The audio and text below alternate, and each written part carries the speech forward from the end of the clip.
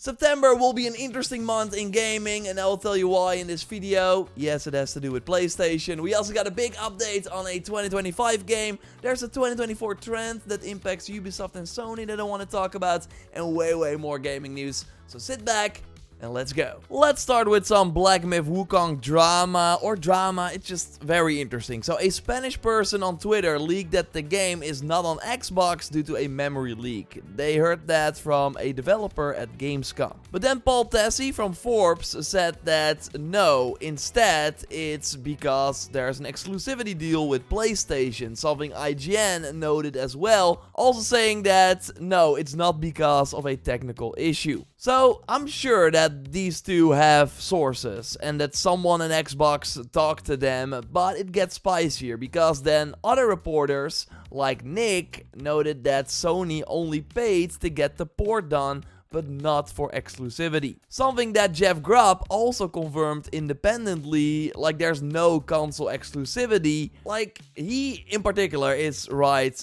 almost all the time, and I totally think that if there was a console exclusivity for Wukong, we would have seen way more marketing from Sony. It would at least have been in one or the most recent State of Play. I think what it ultimately comes down to is that Microsoft was just sleeping at the wheel. Every time a new Black Myth Wukong trailer dropped in the 4 years before launch, these videos would get millions of views. Then at Gamescom 2023, they announced the August 20th release date, so 1 year before the game was out, and no one at Microsoft was like, hey, let's make sure that the Xbox version is at least ready in time. Something that Sony seemingly did to not miss out on this enormous game, because again, I think if you were really like at these companies looking at all the big games coming to your platform, Wukong must have jumped out. There was a lot of hype around it before launch. So it's really once again a Baldur's Gate 3 situation for Xbox. And now when it's out and it has blown up, they're probably like scrambling to get it on the Xbox platform. Really hope that it releases soon because I'm still having a blast with this. It's even better than I anticipated.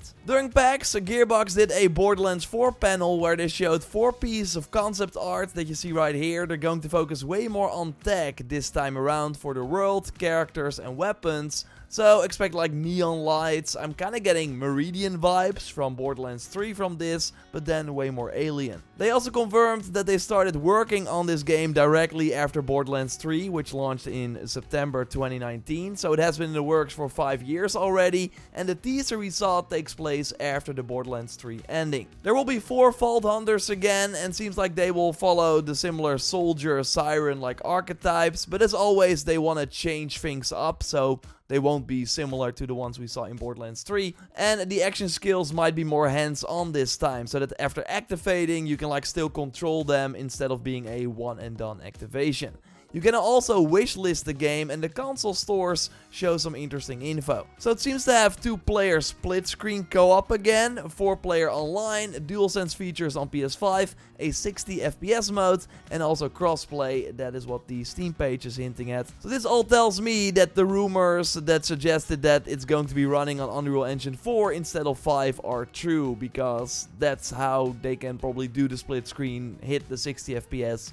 I think it's smart because the next-gen version for Borderlands 3 was already really great, and we've seen a couple of Unreal Engine 5 games that are just not very optimized for the new hardware. Of course, let me know what you think of the new info in the comments down below. And now let's look at September and PlayStation and some other gaming news. Of course, if you liked the video so far, leave a like, that would really help me out, and subscribe because we post one of these big gaming news roundup videos every Sunday. Yes, like I said, we got a ton of PlayStation news. So let's start with Jeff Grubb, the reporter who has a very good track record and had the date for the previous State of Play correct as well. So he now notes that a State of Play, not a showcase, is coming by the end of September. On one end, very sad, it seems like we will not get a showcase this year then, but my theory on this is, of course, last year Sony did a showcase as well and everyone was pretty disappointed. Well, if that was a State of Play, people would be like, oh, that was a pretty good State of Play. So I think with a State of Play, they can very easily exceed people's expectations, while with a showcase, people are expecting like the new Naughty Dog game, Wolverine, etc, etc. And Seems like that is not going to happen here. Still, it should be the big coming out party for the PlayStation 5 Pro. We now have D-Labs with brand new info on the machine, also a very trustworthy source. So they have a drawing based on images of the machine they have seen, and it's not as outlandish as the PS4 Pro, with especially the 3 sort of black stripes in the middle as the differentiating factor. It still has the same USB ports, at least at the front, a power button, and a reason for the similar design might be that the faceplates from the slim model can then also be used on this machine, although that's not confirmed. They also did not see a disk drive on the hardware. Maybe there are 2 models, or Sony is ditching it for the base model of the PS5 Pro, with then of course the option to add the detachable disk drive that the slim model has as well. Like, I think they will try everything to have the price be as low as possible, and then removing the disk drive could be one of those ways to do it. Like, the regular PS5 is still $500. It even increased in price in Europe and other countries to €550. I really think we're looking at a $700 and €750 for the PS5 Pro. And we can expect the announcement to be made during the first half of September 2024, according to D-Labs. Like, I'm curious if it will be during the State of Play, or if they will just randomly drop a blog post and a video like in early September and then show more of the games and things during the State of Play. It 100% seems to be going down in September, and seems like we know the release date because Sony was a bit too excited and shared on their website that LEGO Horizon will be launching on November 14th. And yes, that's a first day, while games usually launch on Friday. Consoles though, including the original PS5, launched on a Thursday. So high chance that LEGO Horizon is a first party launch game, and that the PS5 Pro is also out on November 14th. This would also be one day before Assassin's Creed Shadows. Like, Sony has to look for PS5 Pro partners, because it seems like they are not going to launch any like big AAA games themselves. And Shadows, as the first current gen only Assassin's Creed with an upgraded engine, could of course be a great candidate for that. But I think they might have some surprises that will launch this year to promote the hardware. One thing is probably Spider-Man 2 related. As I said many times before, hints to DLCs were found in the dev menu that was available with one of the updates before they quickly removed it. And in the Insomniac leak they also mentioned 3 DLC drops throughout the year, but maybe they decided to bundle them with a PS5 Pro patch to have something ready for the console's launch. I think that's gonna happen. We also earlier this year heard about the Hogwarts Legacy Director's Cut, with Rocksteady developers even helping after Suicide Squad flopped, which meant that that game would get less post-launch support than planned. Like, launching the Director's Cut this holiday season would be almost 2 years after the original. I don't think you want to wait much longer, and to then also tie it with a special PS5 Pro version, I think only makes sense. Other things we can expect at the State of Play are a Monster Hunter Wilds release date, as the game still needs to launch in early 2025, and we'll have a big showcase at Tokyo Game Show a week or so after this State of Play. I totally think Sony will use Death Stranding 2 to promote the PS5 Pro as well, as it will of course look stunning as it's running on Guerrilla's Horizon engine. Totally expecting a new trailer at the State of Play, and it will of course also have a big blowout at the Tokyo Game Show. And I have some crazy predictions as well. Like, I still think we will get something God of War Atreus related. Standalone shorter game like Miles Morales, I will keep saying it, but maybe not at this event. And with how crazy Microsoft got with the Indiana Jones PS5 reveal at Gamescom, I can see Microsoft like show up at this State of Play to announce Starfield for PS5. That would also be around the new expansion release that is slated for September 30th. Now I have to mention it, like, I don't think Ghost of Tsushima 2 will be at this State of Play. Like, otherwise Sony could get away with calling this a showcase.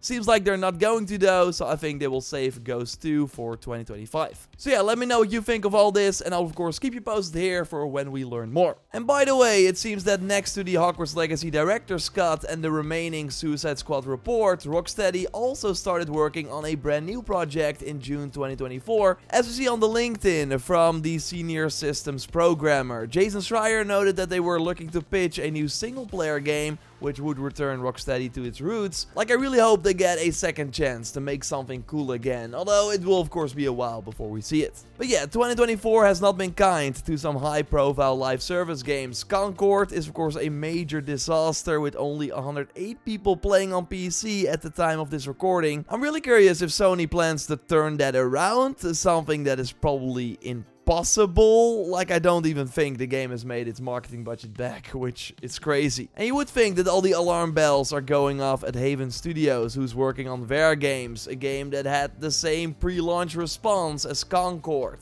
For me, it's still sad that some veteran Ubisoft developers who were at the forefront of the creation of Assassin's Creed are now making this Gen Z shooter nobody asked for. Either way, another 2024 service game that is not doing well. No, I'm not talking about Skull and Bones. Another Ubisoft one, X-Defiant. Basically, Ubisoft's free-to-play take on Call of Duty that started with 10 million players in 2 weeks. Well, now thanks to a report from Tom Henderson, we know that the game has been struggling to obtain 20,000 concurrent players across all its platforms.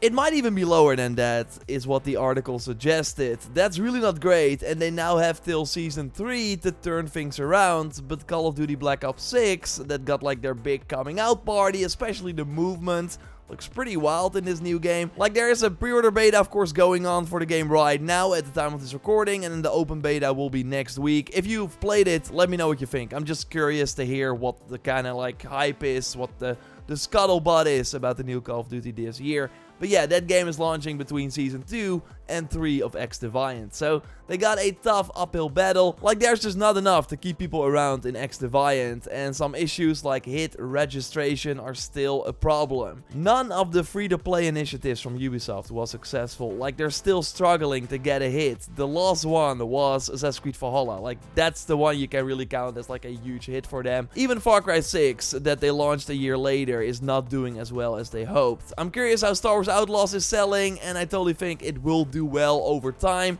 but I'm not sure if it will hit the expected millions that they hoped. So then, just like every financial year, they're reliant on Rainbow Six Siege, which is doing better than the year before, so that's at least good news for them. And Assassin's Creed, of course, remains their other big pillar. With Shadows, of course, kicking off a brand new era for the series with more regular releases, also in different genres, through the Assassin's Creed Infinity Hub, now called the Animus Hub. But yeah, it's not healthy for this company to always rely on the same franchises without like installing any new things that make them a lot of money. After the huge success during the start and middle part of the PS4 and Xbox One generation, Ghost Recon Wildlands, the Watch Dogs series, the First Division, Assassin's Creed Origins, Odyssey, that was like Ubisoft in their prime. But they still have not found their stride this generation. Now, this coming week is going to be fun. We got Astrobot coming out on Friday. We got an early code from Sony, so we'll be streaming the game before release, so you can watch that if you are curious. I already played it at Summer Game Fest, talked about it already and loved it, so will be a fun stream. Got a big new Assassin's Creed Shadows video planned. I'm not sure if I will release it this week or maybe the week after. Just keep an eye out for that. We will have more Black Myth Wukong, a video on another big upcoming game I can't talk about yet, and way more. Of course, a news roundup like this at the end of the week. Oh, and that Quidditch Champion game is also launching this week, of course, on PlayStation Plus as well. So a lot of people can just try it for free. I want to stream it as well. Like, I'm curious. I hope this is good. Of course, it would have been nice if they added this to Hogwarts Legacy.